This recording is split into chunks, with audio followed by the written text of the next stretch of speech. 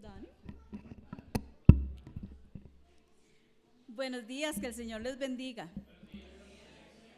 Qué lindo momento de compartir tuvimos, ¿verdad? Gracias a las hermanas y a don Francisco que prepararon ese rico desayuno para nosotros. Fue un momento muy especial.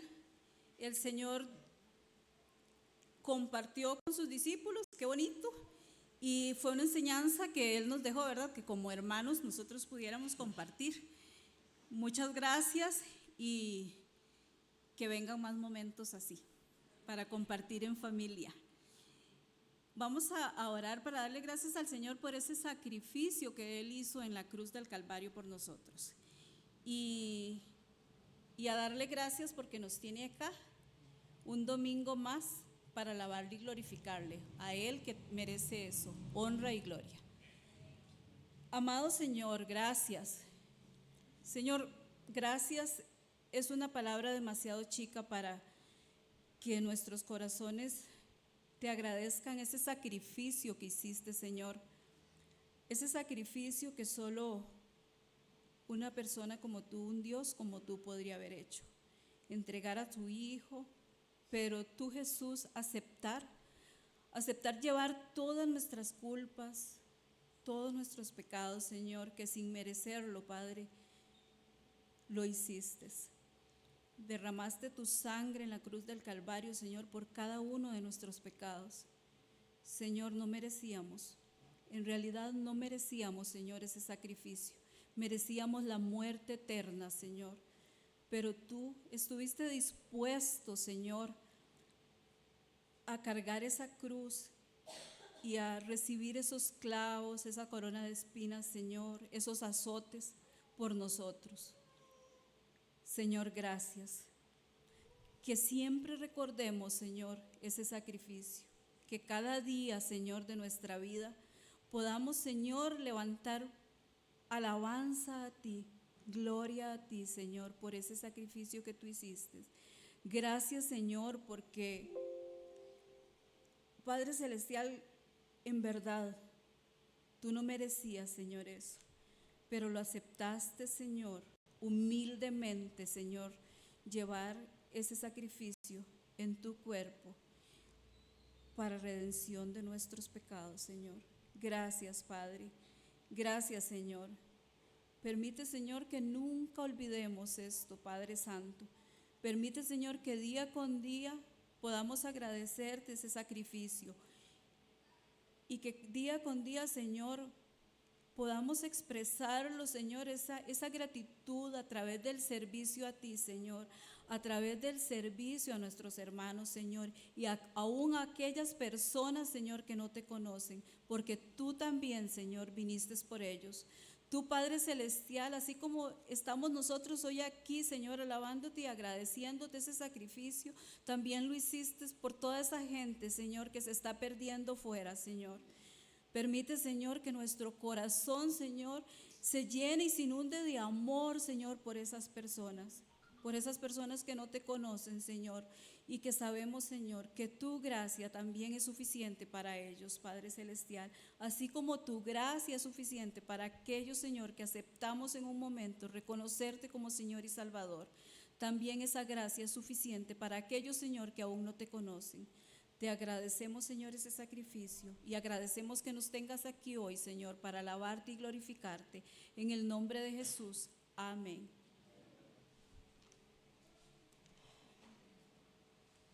Qué hermosos, ¿verdad? Fue ese sacrificio que el Señor hizo. Vamos a buscar el Salmo 16. El Salmo 16.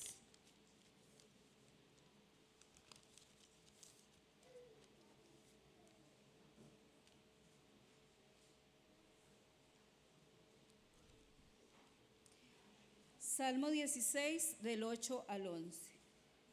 Un salmo escrito por David. Un salmo de David que fue escrito 1000 años antes de Jesús, pero que fue aplicado a Jesús por parte de sus apóstoles para profetizar la resurrección de Cristo, lo que hoy celebramos. Dice así el Salmo 16:8. Al Señor he puesto continuamente delante de mí, porque está a mi diestra. Permaneceré firme. Por tanto mi corazón se alegra y mi alma se regocija. También mi carne morará segura, porque tú no abandonarás mi alma en el Seol, ni permitirás que tu santo sufra corrupción. Me darás a conocer la senda de la vida. En tu presencia hay plenitud de gozo. En tu diestra hay deleites para siempre. En tu presencia hay plenitud de gozo. Tengamos gozo siempre en la presencia del Señor. Y hoy vamos a alabar y a glorificar el nombre del Señor por ese acto de amor y de bondad que Él tuvo. Pedimos a Cruz de Luz que pase.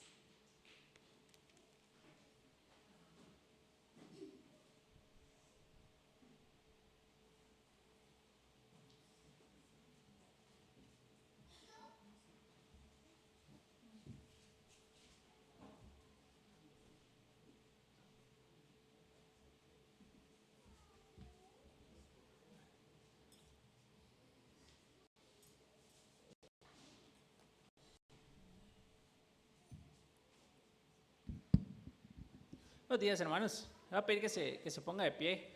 Vamos a sacar un tiempo para alabar y adorar por medio de la música.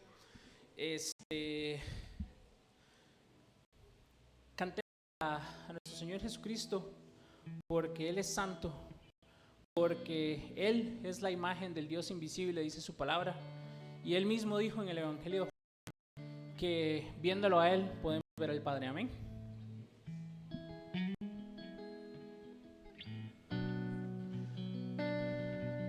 Te damos muchas gracias por haber enviado a tu Hijo Jesucristo a este mundo. Dios, te damos gracias porque Él fue obediente hasta el final. Gracias porque por medio de Él se nos ha revelado tu imagen, Señor. Y porque Él también es Dios. Y también es santo, santo, santo. Que no hubiera sido sin esa santidad. Sin esa santidad no hubiéramos podido ser salvos y no podrías haber visto su justicia en nosotros.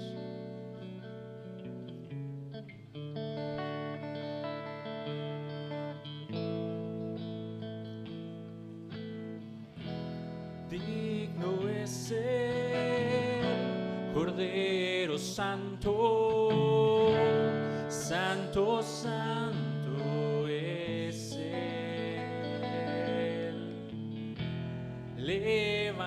Levantamos nuestra alabanza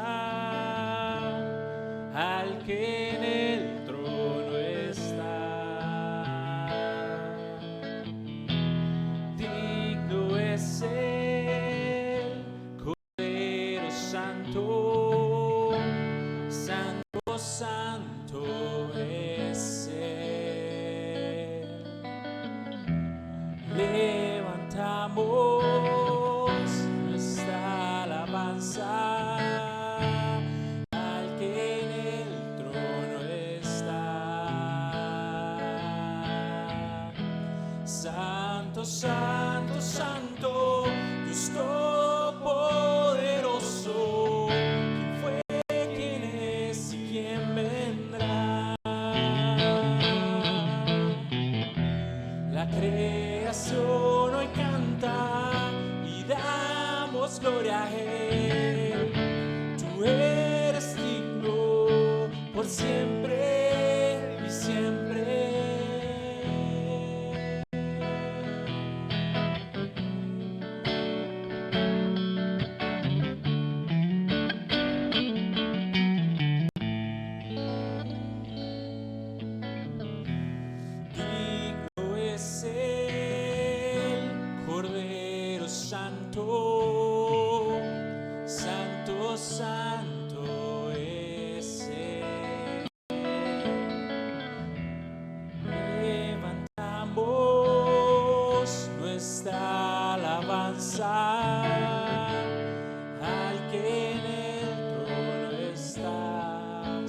santo.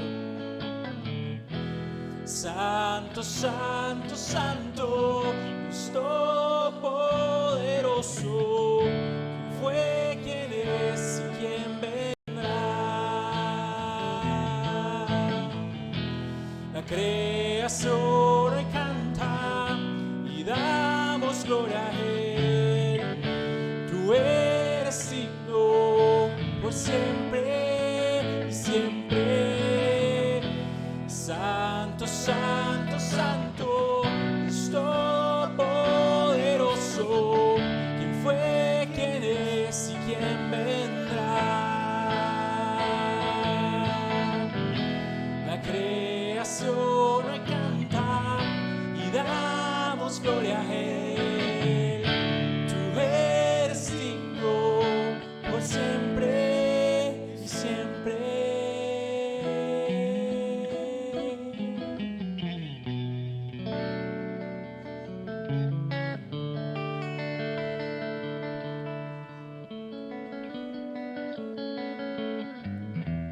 Levantamos nuestra alabanza al que en el trono está. Una vez más.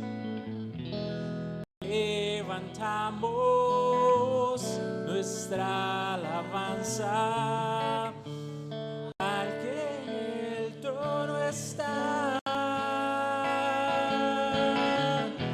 Santo, santo, santo, Dios todopoderoso, ¿quién fue, quién es y quién vendrá? La creación hoy canta y damos gloria a Él. Tú eres digno por siempre y siempre. Santo, santo, santo, Dios todopoderoso, ¿quién fue, quién es y quién vendrá? La creación hoy canta y damos gloria a Él. Tú eres digno por siempre y siempre.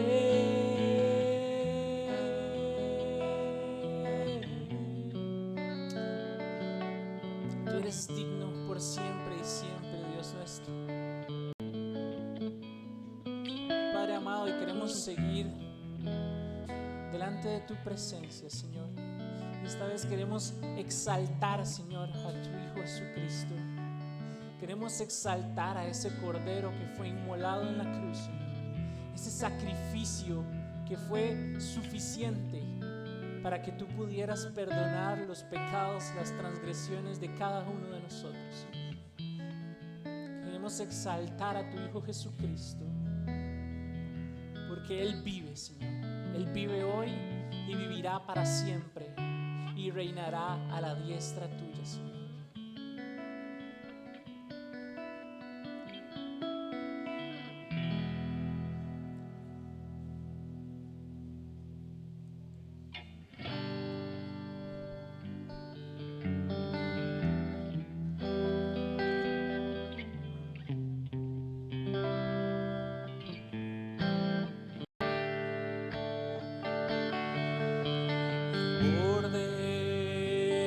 De tu gran trono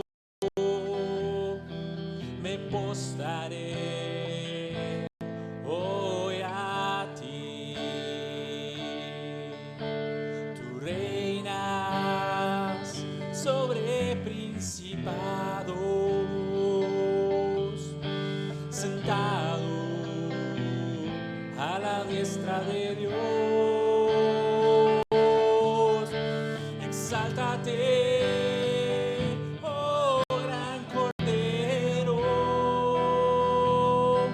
tú vives hoy y vivirás. Corónate con mi alabanza, tu nombre es el vencedor.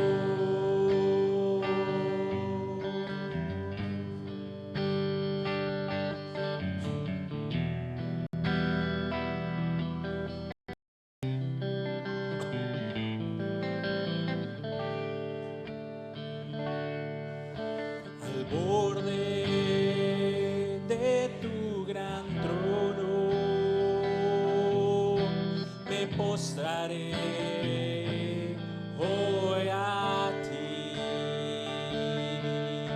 Tú reinarás sobre principados,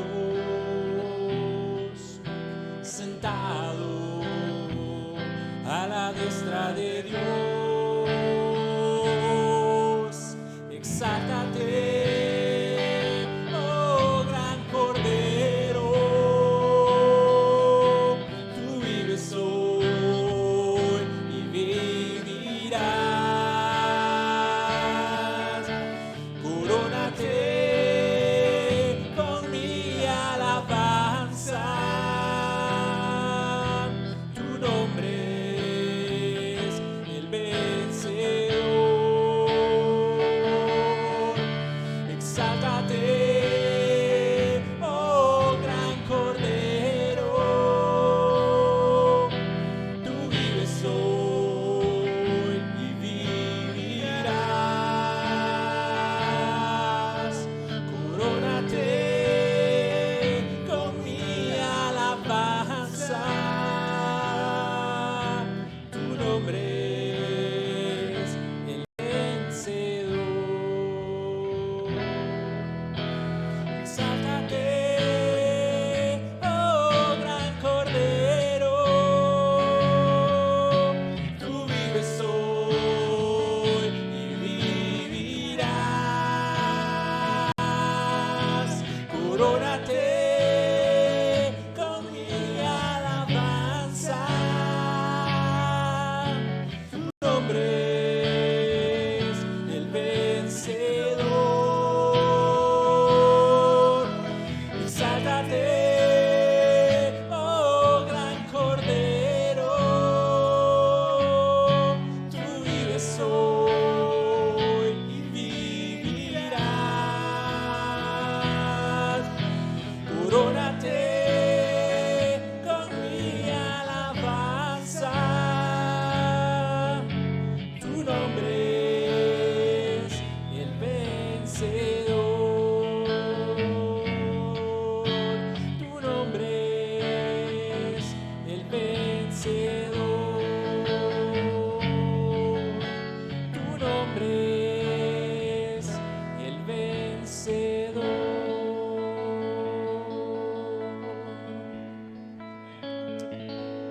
Amén. Hermanos, vamos a terminar cantando que hay libertad. Amén. Porque cuando Cristo resucitó, Él fue el primero, y gracias a su sacrificio, gracias a su resurrección, es que ahora nosotros podemos también ser resucitados y tener una nueva vida. Amén.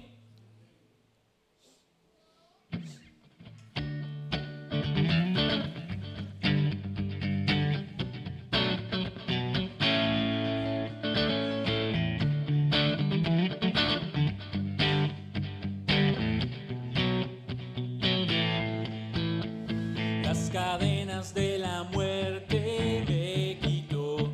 Para mí ya no hay condenación, hay libertad, libertad. Siendo esclavo del pecado me libró. En la cruz compró mi redención y libertad.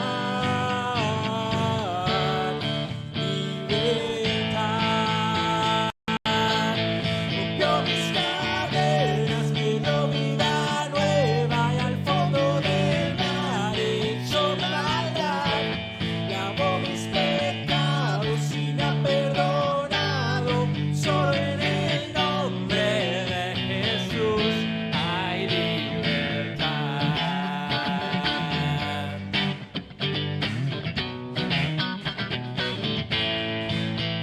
Yo proclamo al que en la cruz por mí murió y cambió mi duro corazón por libertad, libertad. El poder de su evangelio me salvó y no me avergüenzo del Señor. Libertad, libertad.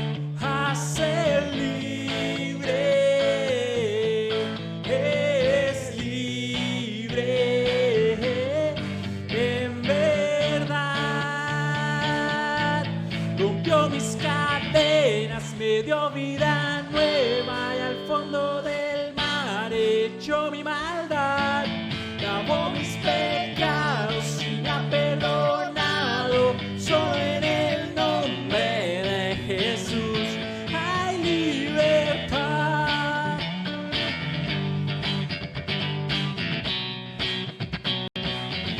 Hay libertad.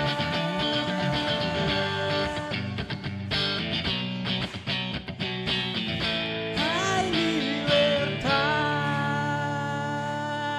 Sí, Señor, Dios Todopoderoso, te damos gracias porque en la muerte de tu Hijo Jesucristo hay libertad, Señor. Estamos sumamente agradecidos de que tú cambiaste nuestro duro corazón por libertad, Padre amado. Te damos gracias por el sacrificio de tu Hijo Jesucristo en la cruz. Y no es suficiente con recordarlo un día, Padre Celestial, pero ayúdanos a vivir día con día, recordando ese glorioso intercambio que se dio en la cruz, Señor, y que al tercer día Cristo resucitó para dar libertad a todos los cautivos del pecado, Señor, que lo reconozcan como el único Señor y Salvador de sus vidas. Dios, te damos gracias por ese plan perfecto, te damos gracias por esa libertad, Señor, en el nombre de tu Hijo amado Jesucristo y en el poder del Espíritu Santo. Amén. Pueden tomar asiento, hermanos.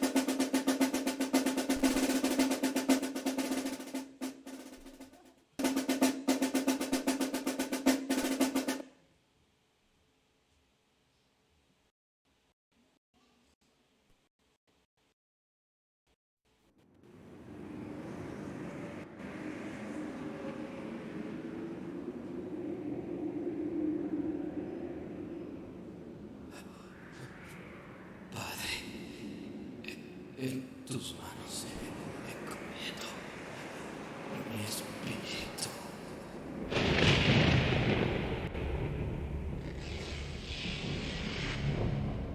Realmente fue impresionante oír sus últimas palabras en la cruz.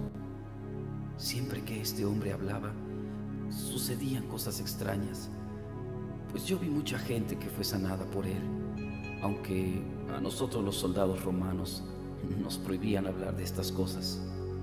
Yo estuve parado junto a esa cruz y la verdad no quería estar ahí, porque cuando volteaba para ver a Jesús, su mirada me hacía sentir y pensar que yo debería estar en su lugar.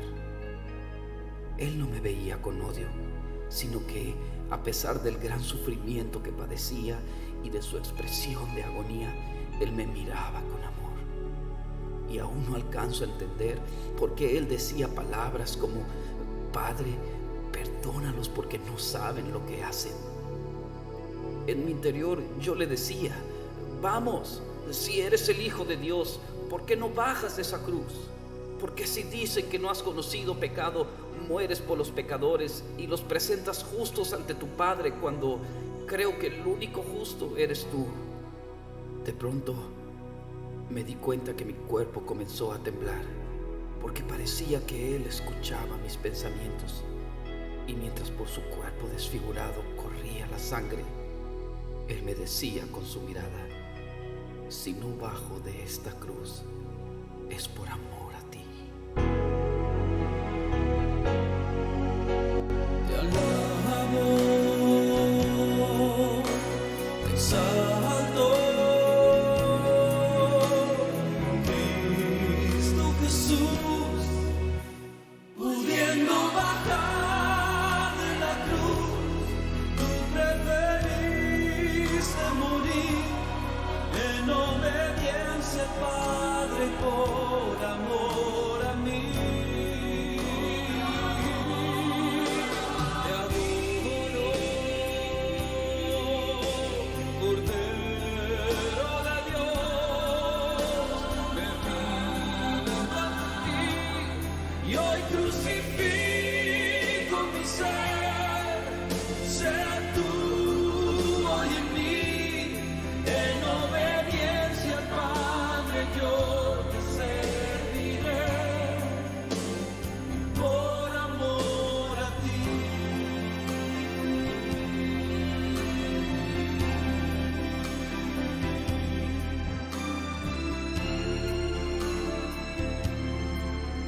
Yo no sabía qué hacer.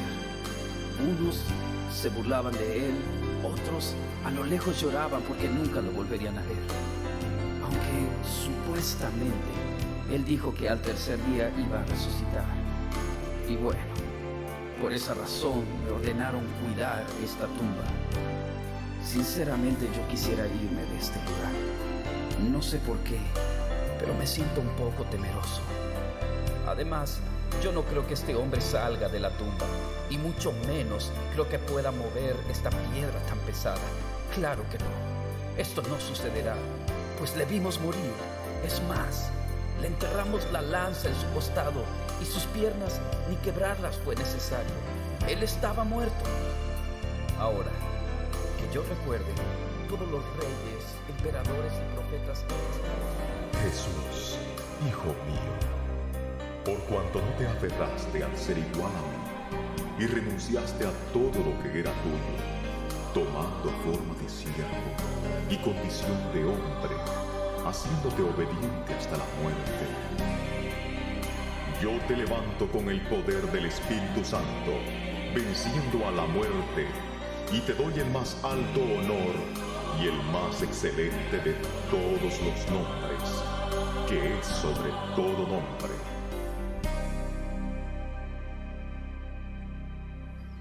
Bueno, pues ya está amaneciendo, y como era de suponerse, aquí no sucedió nada. Sin duda que este hombre era un profeta más. Pero, ¿qué está pasando? No puede ser. La piedra se está moviendo. Oh, no. No lo puedo creer. Jesús ha resucitado. Él vive.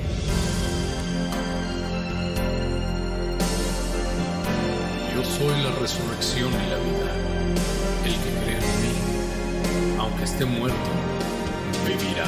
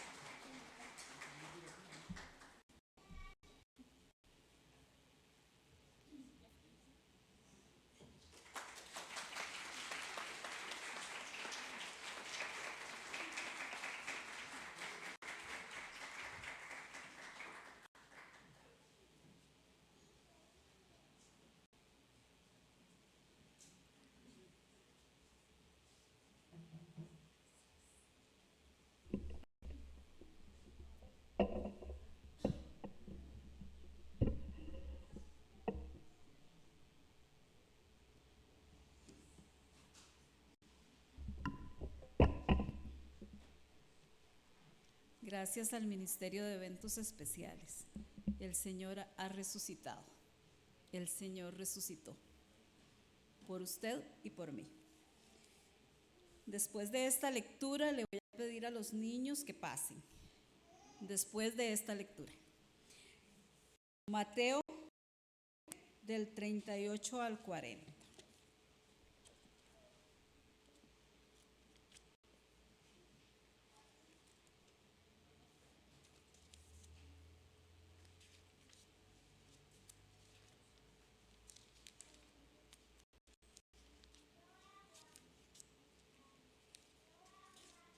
Mateo 12, del 38 al 40.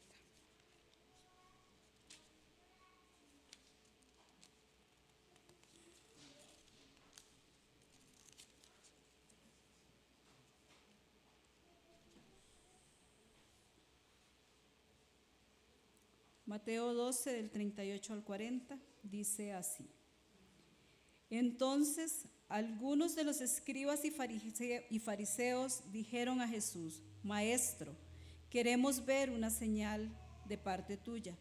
Pero él respondió: una generación perversa y adúltera demanda señal, y ninguna señal se le dará, sino la señal de Jonás el profeta, porque como estuvo Jonás en el vientre del monstruo marino 3 días y 3 noches, así estará el Hijo del Hombre 3 días y 3 noches en el corazón de la tierra.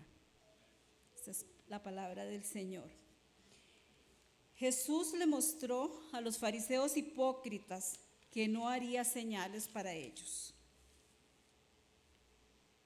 para satisfacer su morbo, sino que la única señal que verían sería la resurrección de Él, sería la resurrección de Jesús. Así como Jonás prefiguró el tiempo en que estuvo en el vientre del monstruo marino, siendo Jesús uno mayor que Jonás, la resurrección de Cristo también es juicio para aquellos que no creen en Él honestamente. Esto es palabra del Señor. Vamos a pedirle al pastor que pase adelante.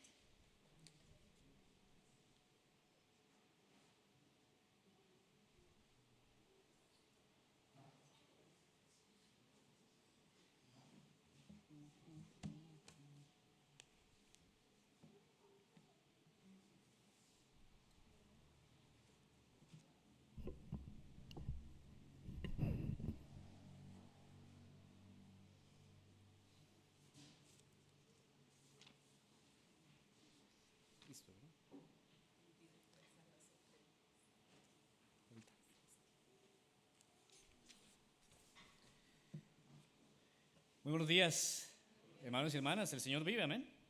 Hoy conmemoramos una vez más su resurrección. No es algo que hacemos una vez al año, en realidad todos los domingos lo hacemos realmente, por eso nos reunimos en una época distinta a lo que inclusive los primeros cristianos hacían, que era reunirse el sábado en las sinagogas. Nosotros lo hacemos el primer el primer día de la semana, domingo. Algunos padres de la iglesia le llamaban el 8º día de la semana. Y es una forma de representar que día después del sábado, o primer día de la semana, como lo quiera ver, conmemoramos de que en un día como ese nuestro Señor resucitó. En esta ocasión, el sermón que vamos a escuchar tiene la peculiaridad de que vamos a ver cómo la resurrección ya consumada para la iglesia significó su predicación. Y de hecho, si un mensaje quisiera yo que usted se llevara en esta mañana sería la resurrección de Cristo es el mensaje consistente que los discípulos de Cristo testificamos para el perdón de los pecados en todas las naciones. La resurrección de Cristo es el mensaje consistente que los seguidores de Cristo testificamos para el perdón de los pecados en todas las naciones. Por eso vamos a ver la resurrección de Cristo, pero no de los evangelios en esta ocasión, vamos a verla desde el libro de los Hechos, que es el libro que hemos estado estudiando juntos durante varios domingos. La resurrección de Cristo, entonces, debemos comprenderlo como ese eje sobre el cual gira toda la fe cristiana. De hecho, es una doctrina esencial de la fe. Tan es así, si usted puede acompañarme brevemente a modo de introducción al libro de Primera de Corintios, Pablo lo despliega de esta manera. Es parte incorporada del Evangelio. Cuando él resume el Evangelio a los corintios y lo recuerda y hace saber el mismo Evangelio que él predica y que él mismo recibió antes, veremos cómo es un Evangelio que desde las Escrituras tiene como punto fundamental, incorporado a él, el mensaje que Jesús resucitó. Desde el verso 1, leo para ustedes en 1 Corintios 15. Ahora les hago saber, hermanos, el evangelio que les prediqué, el cual ustedes también recibieron, en el cual también están firmes. Este es el evangelio, por el cual también son salvos si retienen la palabra que les prediqué, a no ser de que hayan creído en vano. Yo les entregué en primer lugar lo mismo que recibí, que Cristo murió por nuestros pecados, conforme a las Escrituras, que fue sepultado y que resucitó al tercer día, conforme a las Escrituras, que se apareció a Cefas, esto es Pedro, y después a los 12. Este es el evangelio que los apóstoles predicaban. Este es el evangelio que los cristianos empezaron a recibir. Este es el evangelio que nos da firmeza, por el cual somos salvos. Si retenimos esta palabra predicada, si realmente no hemos creído en vano. De acuerdo a las Escrituras, el Señor murió y fue sepultado, pero también de acuerdo a las Escrituras, el Señor resucitó y apareció a muchos. Es un esencial de la fe, porque en versículos más adelante tenemos desde el verso 12, que ahora bien dice, si se predica que Cristo ha resucitado, ahí mismo en 1 Corintios 15, verso 12, de entre los muertos, ¿cómo dicen algunos entre ustedes en la iglesia de Corinto que no hay resurrección de los muertos, de que nadie va a resucitar? Y si no hay resurrección de los muertos, entonces ni siquiera Cristo ha resucitado. Y ojo la implicación, y por esto es un esencial de la fe. Si Cristo no ha resucitado, vana es entonces nuestra predicación, vana es entonces la fe de ustedes. Aún más, verso 15, somos hallados testigos falsos de Dios porque hemos testificado contra Dios de que Él resucitó a Cristo. Si no hay resurrección, dice, ¿a quién no resucitó si en verdad los muertos no resucitan? Porque si los muertos no resucitan, concluye Pablo, entonces ni siquiera Cristo ha resucitado. Y si Cristo no ha resucitado, la fe de ustedes es falsa. Y todavía están en sus pecados. No solo eso, dice, entonces también los que han dormido en Cristo, los que nos han precedido y murieron creyendo que Jesús resucitó, están perdidos. Si hemos esperado en Cristo para esta vida solamente, somos de todos los hombres, de todas las personas, los más dignos de lástima. Si no hay resurrección, Cristo no resucitó. Si Cristo no resucitó, ¿en qué estamos perdiendo el tiempo acá? La resurrección de Jesús es el eje de toda nuestra fe cristiana. Y para Pablo y para nosotros debe serlo, y lo vamos a ver en Hechos, es el eje también de nuestra predicación. Nosotros enseñamos a los demás y proclamamos de que nuestro Redentor vive, de que murió verdaderamente, su vida fue quitada de su cuerpo para luego volverla a tomar. Ese es el mensaje esencialmente del Evangelio, esa es la buena noticia. Hubo una persona, primero que todos, que habiendo muerto a causa del pecado, no que cometió él, pero los pecados que le fueron cargados, hubo uno que inició un nuevo camino, un camino de victoria, de que la muerte no tiene la palabra final. Nuestra vida continuará en las manos de Dios si realmente hemos creído en aquel que volvió a tomar su vida. Regresando al libro de los Hechos, y vamos a viajar bastante en Hechos, así que hoy ocupa ser rápido con sus manos, ya sea en su celular o tablet o con las páginas. Vamos a ver cómo la resurrección de Cristo es mostrada desde los libros de los Hechos en dos puntos esencialmente. Primero, el testimonio de la resurrección, y posterior a eso, la resurrección en el Evangelio. Así que primero, el testimonio de la resurrección de los apóstoles.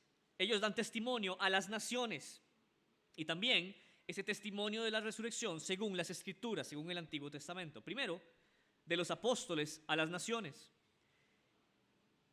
Uno de los primeros elementos que vemos en el libro de los Hechos, desde el capítulo 1, es que era necesario que los apóstoles, para ser apóstoles, fueran testigos de la resurrección de Cristo. Por eso, no existen apóstoles hoy, no en el sentido bíblico, pueden adjudicarse esa palabra, pero la Biblia no se los permite.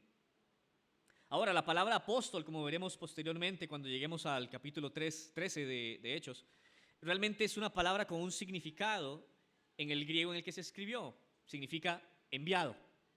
Y en un cierto sentido, nuestros apóstoles actuales son nuestros misioneros, los cuales como iglesia imponemos las manos y los enviamos, ¿como qué? Como apóstoles, como enviados a la predicación de la palabra. Sin embargo, ellos no son solo apóstoles en el sentido del significado de la palabra, pero también en el sentido de los requisitos para poder ser ese don de la iglesia. Versos 21 y 22 del capítulo 1. Dice lo siguiente, en cuanto a la sustitución de Judas, ¿quién lo va a sustituir? Porque él ya no era más parte de los discípulos, de los apóstoles. Dice Pedro, por tanto, es necesario que de los hombres, que nos han acompañado todo el tiempo que Jesús vivió entre nosotros, comenzando desde el bautismo de Juan hasta el día en que de entre nosotros Jesús fue recibido arriba en el cielo, uno sea constituido ¿qué? Testigo con nosotros de su resurrección. Así que los apóstoles debían ser testigos de su resurrección. Avancemos al 4:33.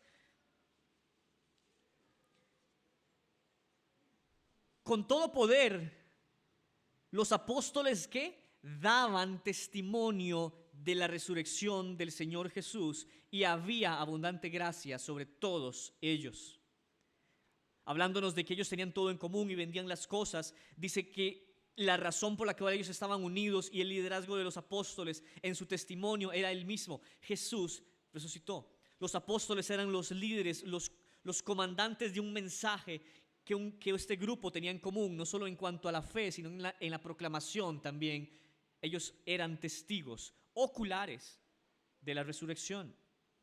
Sin tiempo de ir a ese pasaje, pero Juan en su primera carta también él dice que lo que hemos visto, lo que hemos oído tocante al verbo de vida, eso proclamamos.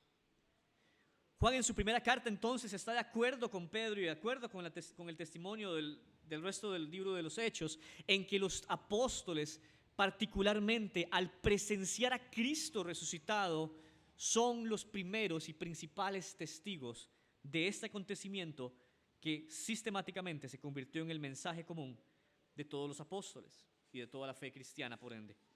Capítulo 10, versos 40 y 41. Lo vimos en algún momento también.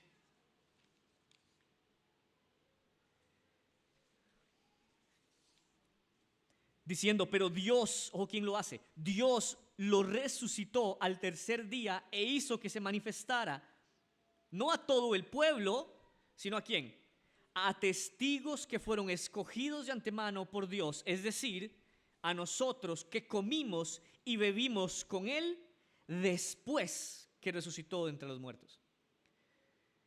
La insistencia entonces de Pedro acá es que ellos han sido testigos de que ellos participaron de un hombre humano que volvió a vivir, al punto en que Pedro lo hace hábilmente y lo pone en la forma más simple de la argumentación y evidencia de que Cristo resucitó. En esta forma, comimos juntos, bebimos y comimos con Él, con el que enterramos, con el que lo pusimos en esa fosa y cerraron la puerta con la piedra. Ellos son testigos escogidos de antemano. Así que la resurrección de Cristo también tuvo un objeto de Dios al levantar a Jesús y ser llevado a los apóstoles para que ellos fungieran como los testigos directos de este acontecimiento. Y finalmente, en el capítulo 13, verso 30,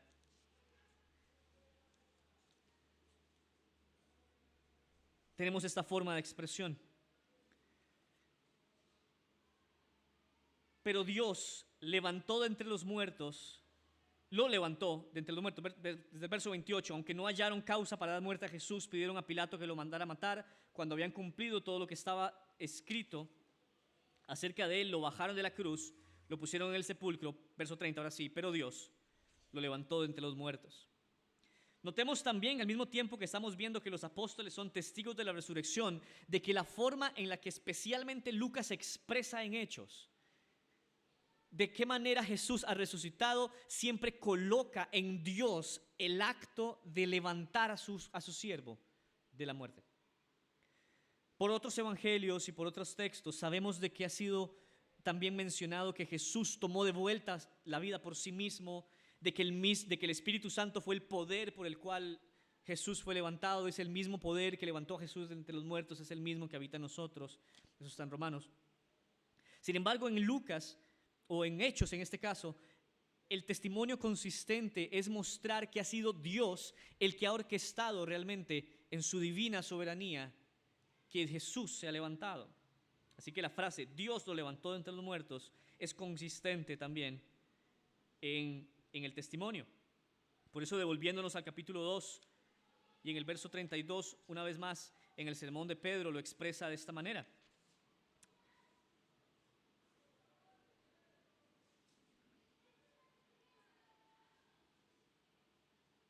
En el 2:32, a este Jesús resucitó Dios, de lo cual todos nosotros somos testigos. El punto, creo, está claro. El testimonio de la resurrección es Dios levantó a Jesús entre los muertos, lo presentó a los apóstoles y ellos empezaron a fungir como los principales y primeros testigos de la resurrección de Jesús. Finalmente, encontramos desde los Hechos de que este testimonio ha sido llevado desde Jerusalén y por anillos de influencia y de alcance hasta inclusive el Imperio Romano.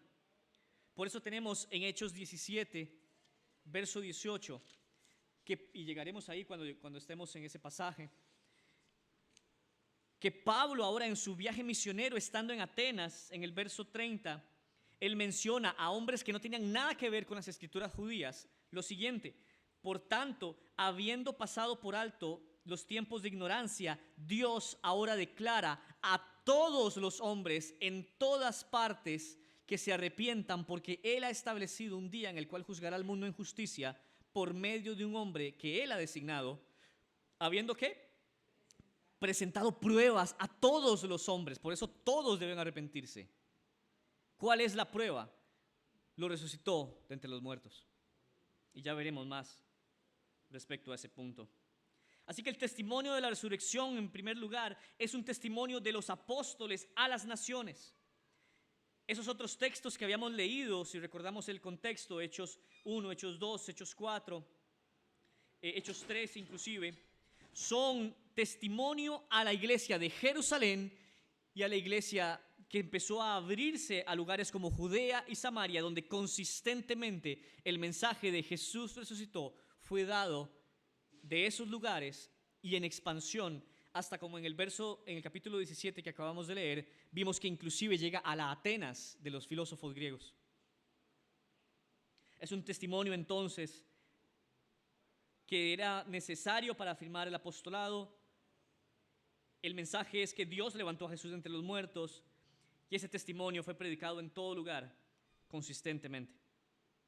Pero no solo es un testimonio de los apóstoles a las naciones, es un testimonio que ha estado desde siglos antes inclusive que Jesús viniera.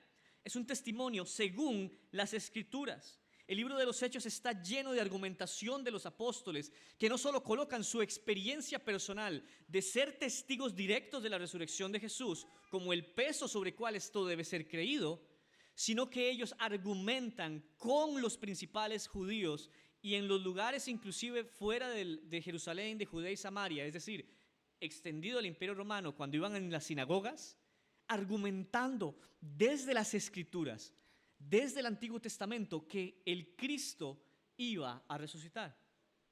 Y esto no es algo de lo que se explica generalmente mucho en el estudio bíblico, pero el libro de los Hechos nos fuerza a ir a esos pasajes.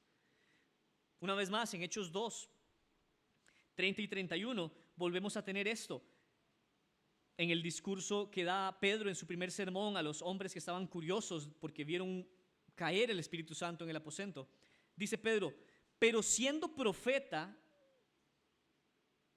y sabiendo que Dios le había jurado sentar a uno de sus descendientes en su trono, está hablando de David, miró hacia el futuro y habló de la resurrección de Cristo, que ni fue abandonado en el Hades, o en el lugar de los muertos, ni su carne sufrió corrupción. Lo acabamos de leer en el Salmo 16 más temprano en este culto. David dice de ese salmo que su santo no vería corrupción.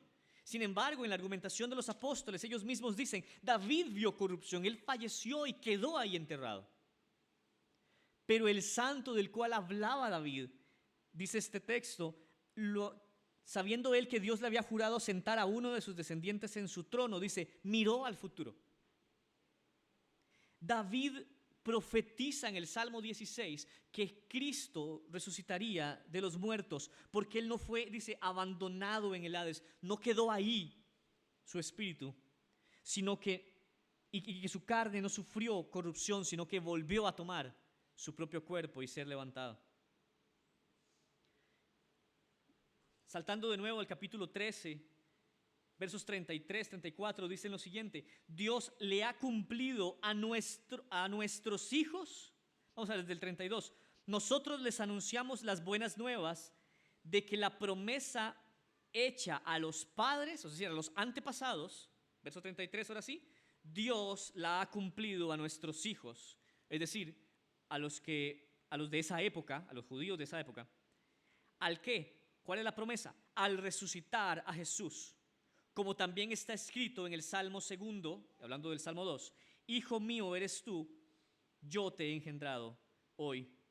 Y en cuanto, verso 34, lo resucitó, y en cuanto que lo resucitó entre los muertos, para nunca más volver a ver corrupción, Dios ha hablado de esta manera: les daré las misericordias santas y fieles prometidas a David. Por tanto, dice también otro salmo, hablando del 16, no permitirás que tu santo vea corrupción. Así que la profecía de la resurrección de Cristo ya estaba en el Antiguo Testamento.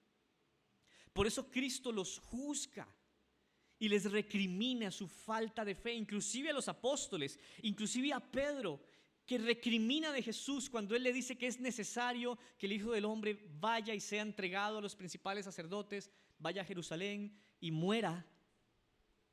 Pedro le dice: jamás esto te acontezca. Lo que no tiene Pedro en mente entonces es cómo estos pasajes 1000 años antes de Jesús ya estaban hablando de que el siervo de Dios no conocería corrupción en su carne. Él sería levantado de entre los muertos. 1000 años antes ya estaba esto profetizado. Tenemos otros pasajes que por tiempo no visitaremos. Otra vez el capítulo 17, el capítulo 23 y el capítulo 26.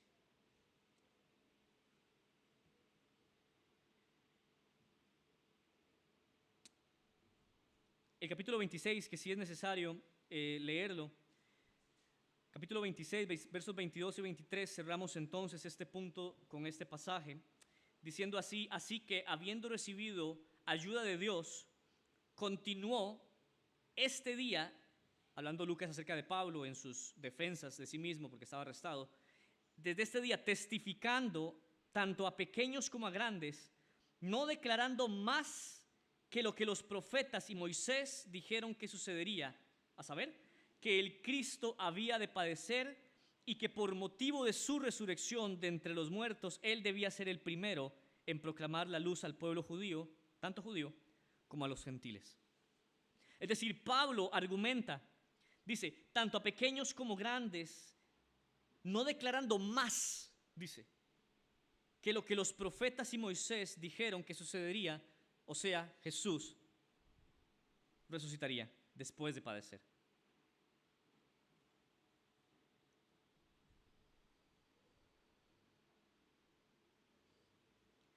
Existen otras referencias del Antiguo Testamento, además del Salmo 2 o el Salmo 16, acerca de la resurrección de Cristo. No necesariamente todos los apóstoles tocan cada una de ellas en los escritos. Lo vimos y lo leímos hace poco en Mateo 12, donde Jesús habla de que los 3 días que Jonás estuvo en el vientre del monstruo marino representan o prefiguraban el tiempo que Jesús estaría en el Seol, en la tierra de los muertos, antes de resucitar, así como Jonás estuvo 3 días en el pez. El Salmo 22, que es el mismo salmo que empieza diciendo, Dios mío, ¿por qué me has desamparado? Es un salmo, no solo Jesús lo dijo después, ya estaba dicho muchísimo tiempo antes. Es un cántico que habla no de abandono de Dios, sino todo lo contrario. Empieza así para la dramatización, para el contraste que los judíos poéticamente hacen, para decir precisamente Dios no ha abandonado a su siervo, más bien como el Salmo 22 lo pone, de ti será mi alabanza en la congregación. De que Él va a restituir a este hombre que está siendo perseguido, que sus ropas son echadas suertes, etc. El Salmo 22 es un salmo profético, mesiánico, que habla sobre restitución de alguien que estaba, comillas, desamparado. Isaías 53, ese siervo sufriente que habla el profeta diciendo que sería quebrantado por Dios, que llevaría en su carne la muerte que no merecía, que sería entregado como una oveja al matadero. El verso 10 dice, sepultado, pero verá descendencia. ¿Cómo puede alguien estar sepultado, ver su descendencia, si no ha sido restituido antes, si no ha sido revivido antes? Y posiblemente también Oseas 6:2, acerca de 3 días, que en 3 días Dios restauraría a su pueblo. De tal manera entonces, que en el testimonio, en la resurrección de Cristo, según Hechos, tenemos un testimonio de los apóstoles a las naciones, que ellos debían ser testigos de la resurrección, un testimonio consistente de que Dios levantó a Jesús entre los muertos, que ese testimonio fue predicado en todo lugar. No solo el testimonio de lo que ellos vivieron, experimentaron, pero también el testimonio de las Escrituras. En el Antiguo Testamento ellos predicaban y argumentaban que Jesús, el Cristo de Dios, había sido profetizado que resucitaría de entre los muertos, y esa era su argumentación. Como segundo punto, entonces, para resumir cómo el libro de los Hechos trata la resurrección de Cristo, lo tenemos como un elemento incorporado del Evangelio. El Evangelio de Cristo llama a arrepentimiento a todos los hombres, y vamos a quedarnos un poco ahí en el capítulo 17 una vez más, porque Dios ha mostrado en la resurrección de Cristo la evidencia de que no importa si usted ha sido judío o nunca lo ha sido, el mensaje del Evangelio que demanda arrepentimiento tiene sustento en la resurrección de Cristo como esa base. Mírenlo así, la resurrección es la evidencia del juicio de Dios a las naciones.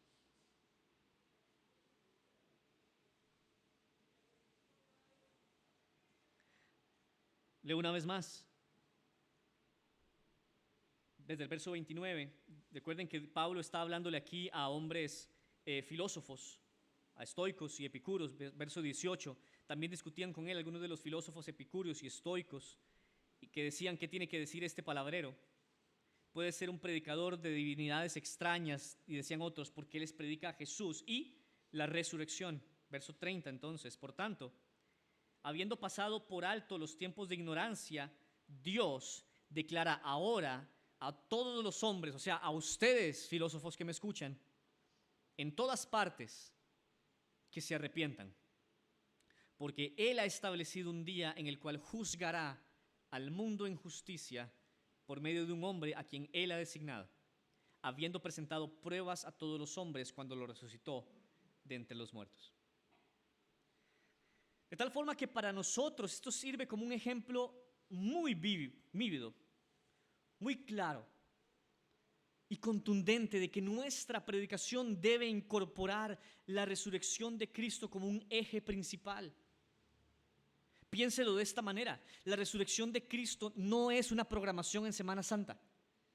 La resurrección de Cristo es la proclamación de que un hombre murió, fue ejecutado en un madero por verdugos romanos. Su cuerpo sin vida fue puesto dentro de una piedra tapada con otra piedra. Ahí fue colocado el cuerpo inerte de nuestro Señor. Nuestro mensaje, hermanos y hermanas, la consistencia y el ejemplo de los apóstoles para lo que debemos nosotros no solo creer sino proclamar, es que nosotros decimos: ese hombre que verdaderamente murió, verdaderamente fue levantado de entre los muertos. El domingo que celebramos, cada vez que separamos el día del Señor para considerar el Evangelio, tanto en individual como en familia y como también en congregación, lo hacemos no solo porque es una linda tradición o qué bonito es no trabajar un día a la semana. Lo hacemos porque conmemoramos un mensaje dedicando un día a recordar que Jesús vive. Por eso no vivimos o actuamos como los otros 6 días de la semana el día domingo. Porque nuestro Señor, cuando entró en esa tumba, en su cuerpo inerte, Él cumplió ser nuestro sabbat, cumplió su descanso. Él reposó de toda obra, así como Dios reposó de toda obra de su creación. En el descanso de Jesús tenemos entonces la finalización, el cumplimiento de lo que Dios había estado orquestando desde el Génesis, desde la creación misma, hasta la consumación de los siglos, como lo dice Pablo, que es la muerte de Cristo. Él entró en su descanso para luego ser levantado y hacer todas las cosas nuevas. Nuestra semana entre ellas, nuestra vida de fe entre esas cosas nuevas que Dios preparó de antemano. La resurrección de Cristo es nuestra evidencia, es la evidencia que Dios nos dio para demandar una respuesta moral a toda criatura. Porque toda criatura está sujeta en vanidad por su pecado a la muerte. Y solamente uno la pudo vencer. Otros resucitaron, podrías decir. Entonces la resurrección no parece ser tan especial si otros resucitaron. Todos fueron resucitados por el poder de Dios, pero ninguno de ellos resucitó para vivir para siempre. Jesús es la primicia de los que ahora viven, el primogénito de los muertos, porque fue el primero que mató el pecado hacia una nueva redención para vivir sin él, para que nosotros en nuestra fe en él seamos adoptados a su familia, transformados bajo la promesa suya de que nos glorificará y seremos como él en su semejanza y le veremos tal como él es. Porque Él se levantó primero. Por eso podemos ir, no importa si es judío o no lo es, no importa si es ateo o no lo es, no importa si es un cristiano nominal y dice ser cristiano pero no lo es, no importa si es evangélico, proclamamos que Jesús fue levantado por Dios, por ende debe arrepentirse. Dios ha mostrado en la resurrección de Cristo la evidencia más fuerte y contundente a nuestro favor de que no solo la muerte no tiene la última palabra, sino de que Dios juzgará, porque resucitará a los justos y a los injustos para juicio. Debido a que Cristo resucitó, sabemos también esto: Dios podrá resucitar y lo hará a los que hayamos creído y a los que no. Todos resucitaremos, todos, unos para juicio y otros en glorificación y en redención completa. Unos para ser coronados y otros para recibir la ira de Dios en un cuerpo que por eternidad los sufrirá. Así que la resurrección de Cristo es la evidencia de Dios de que todos resucitaremos. La pregunta es: ¿hacia dónde? ¿Hacia el infierno o hacia el cielo? Así que la resurrección de Cristo es juicio a todos los hombres y nos llama a arrepentimiento. Una vez más, por cuestión de tiempo, no tenemos otros textos. En el capítulo 3, capítulo 4, capítulo 5, tenemos también el mismo mensaje de juicio. Para los judíos significó que ellos, teniendo a Dios encarnado, al profeta del cual debían conocer mejor, han estado esperando al Mesías, al profeta esperado desde Moisés, que vendría uno mayor a él. Ellos, sabiendo mejor, rechazaron a Cristo, y los apóstoles argumentan de esta manera: si Dios resucitó al Jesús que ustedes mataron, eso quiere decir que ustedes se equivocaron y deben arrepentirse hoy. Y esa es más o menos la argumentación que los apóstoles consistentemente hacen a los principales judíos cuando les dicen: ustedes mataron al Dios de la vida. Lo cual implica que deben arrepentirse porque Dios los juzgará por eso. Así que Dios demanda arrepentimiento por la evidencia que ha mostrado. Y finalmente, en ese mismo tema del Evangelio, la resurrección, dentro del Evangelio tenemos el perdón a todos los hombres, la justificación a todos los que creen. Regresando al capítulo 3, 14 y 15, tenemos esto.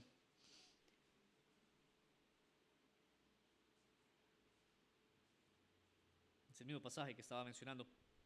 Pero ustedes repudiaron al santo y justo, está hablando de ustedes, los principales judíos, y pidieron que se les concediera un asesino, está hablando de Barrabás, y dieron a muerte, ojo, al autor de la vida, al que Dios resucitó de entre los muertos, de lo cual nosotros somos testigos.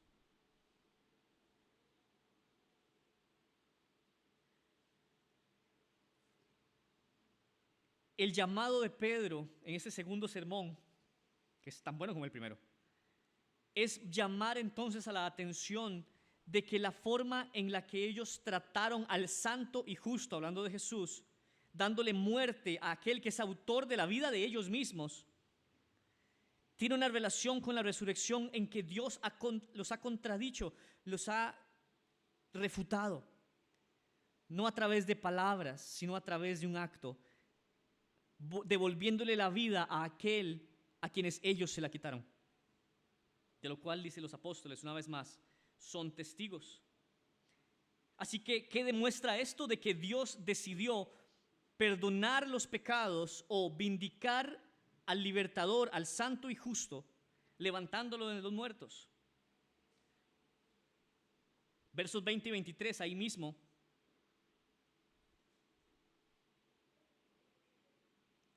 Desde el 19, ahí el capítulo 3. Por tanto, arrepiéntanse y conviértanse para que sus pecados sean borrados, a fin de que tiempos de alivio, de refrigerio, vengan de la presencia del Señor. Y dice, y Él envíe. Vamos a ver. Y Él envía a Jesús, el Cristo designado de antemano para ustedes. A Él el cielo debe recibir hasta el día de la restauración de todas las cosas, acerca de lo cual Dios habló por boca de sus santos profetas en tiempos antiguos. Por eso Moisés dijo, el Señor Dios le levantará a ustedes un profeta como yo de entre sus hermanos, y a Él presten atención en cuanto a todo lo que diga. Y ojo esto. Y sucederá que todo el que no preste atención a aquel profeta, hablando de Jesús, será totalmente destruido de entre el pueblo. De tal manera, entonces, hermanos, nuestro Señor fue resucitado, como lo dice el verbo 19, el capítulo 19, con esa forma en la que empieza.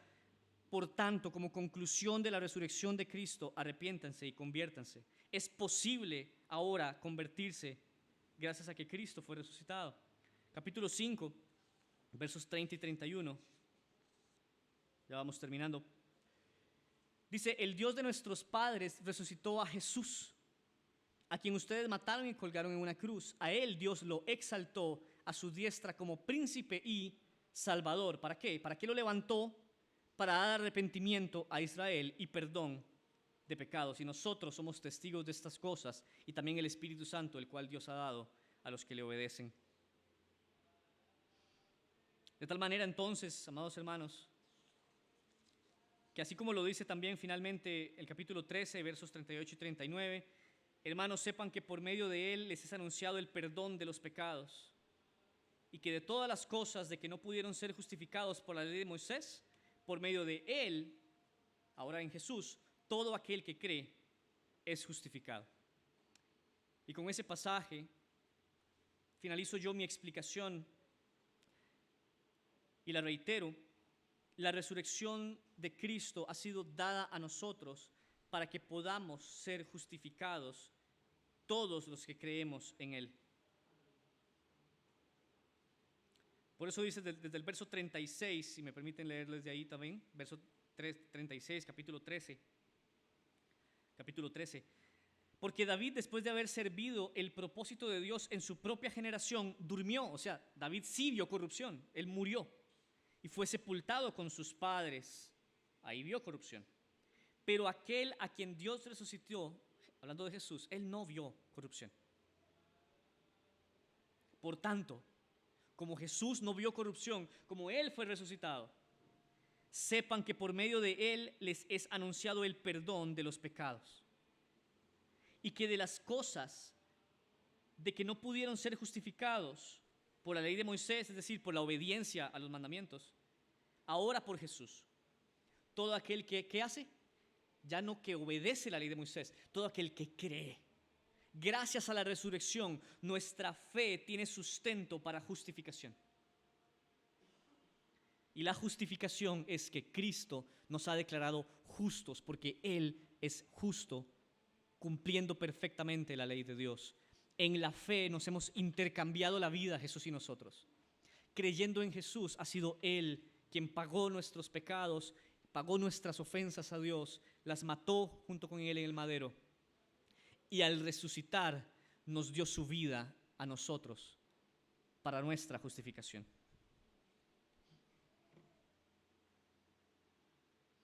Finalizo entonces con 4 aplicaciones para nuestra vida.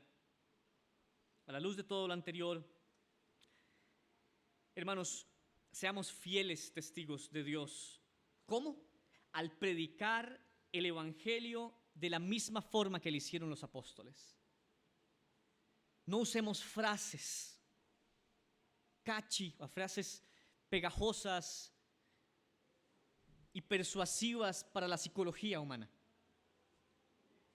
Que sea el Espíritu el que se mueva cuando nosotros hablemos como los apóstoles hablaron el arrepentimiento y la fe para el perdón de los pecados, gracias a que Jesús vive.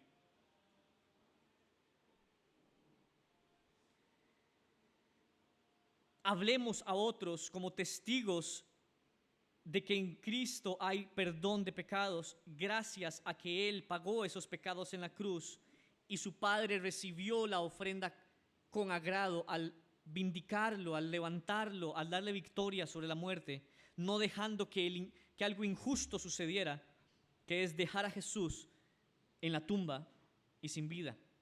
El hecho de que Dios lo levantara es el testimonio que nosotros queremos dar. Dios aceptó la ofrenda de Jesús. Todo el que cree en Él es justo. Una vez más, no por los méritos nuestros, sino por el mérito de nuestro Señor, quien nunca pecó. Que ese sea nuestro fiel testimonio. En segunda instancia, lleguemos ante Dios con arrepentimiento y fe, porque Él ha levantado a su Cristo de la muerte.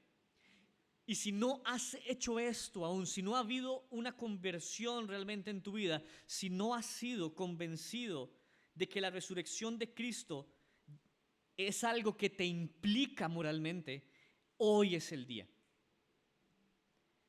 La resurrección de Cristo, insisto yo, no es la programación de Semana Santa del 7 y del 6. La resurrección de Cristo, hermano, es para que usted se arrepienta. Y si no lo ha hecho ya, fíjese, Dios levantó a Jesús entre los muertos. Lo va a hacer también con usted. ¿Te irás para juicio? ¿O en Jesús irás para vida eterna? solamente creyendo en Él podrás ser justificado. No te devuelvas a tu casa sin meditar en esto, sin reaccionar a este mensaje, a esta buena noticia. No tienes que resucitar para perdición. En Cristo hay salvación. Padres, enseñemos a nuestros hijos, niños y jóvenes la centralidad de la resurrección en nuestra fe. Le digo una forma en la que usted puede sostener y levantar la importancia de la resurrección con sus hijos en casa. Venga el domingo a las 10 de la mañana todas las semanas. Enséñale a su hijo que el domingo se separa para el Señor porque Él resucitó el día domingo. Enséñeles que se llega, y no solo se llega temprano. No solo se llega temprano, se participa del culto. No somos espectadores de lo que sucede aquí. Adoramos en familia, con una familia extendida. Así es una forma práctica en la que usted puede enseñarles cómo la resurrección es básica y central en el Evangelio.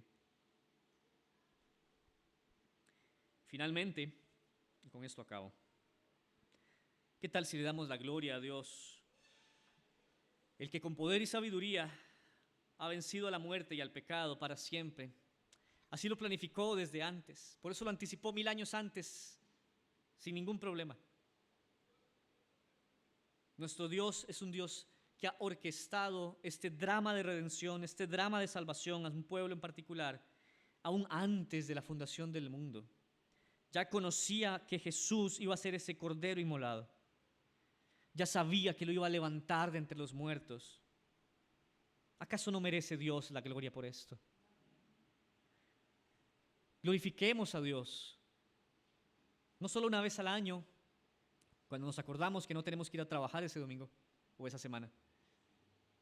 Glorifiquemos a Dios porque todos los días nuestro Señor sigue vivo, sentado a la diestra de la majestad, de la gloria, en lugar celestial, con Dios, intercediendo por nosotros, haciendo recordar que su sangre ya nos limpió, que el perdón ya ha sido otorgado, que la ira de Dios ya ha quedado satisfecha en Él. Y por eso Él vive para siempre, para ser nuestro sacerdote y rey eterno, para que usted y yo entonces vivamos, no para nosotros mismos, sino para darle la gloria por Él y para ser testigos fieles de que nuestro Redentor vive. Oramos.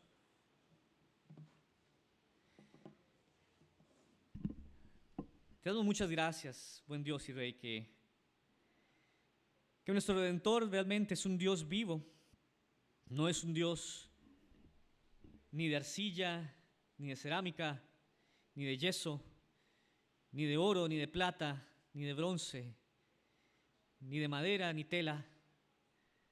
Nuestro Dios no es como los falsos ídolos que muchos adoran, ni tampoco es un hombre imperfecto como nosotros, a quienes nosotros muchas veces nos adoramos a nosotros mismos. Tú eres un Dios verdadero, tú eres el Dios de la vida, tú eres la vida misma. Esa que has soplado en la nariz del hombre para que fuera un ser viviente, es la misma vida por la cual darás cuenta a todos los que hemos usado ese regalo para el mal. Y como todos hemos pecado y nos hemos destituido, hemos caído de la capacidad de poder estar delante de ti en tu gloria, a causa de este pecado hemos cosechado muerte.